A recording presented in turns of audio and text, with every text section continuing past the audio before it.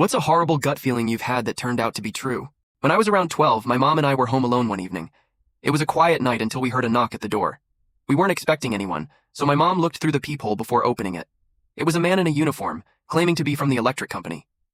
He said there was an issue in the neighborhood and needed to check our meter. Something about him made me uneasy, but my mom, being polite, stepped outside to show him where the meter was. I stayed near the door, watching. As soon as they got to the side of the house, the man started asking strange questions, like who else lived here and if my dad was home. My mom immediately got suspicious and said her husband was upstairs. He wasn't, but she was quick to think on her feet. That seemed to spook the guy. He mumbled something about coming back later, then quickly walked off. My mom rushed back inside and locked the door. A week later, we saw his face on the news. He'd been going door to door pretending to be a utility worker, targeting homes where women or kids were alone. He'd broken into several houses, and one of his victims hadn't survived. To this day, I get a knot in my stomach whenever someone unexpected shows up at the door.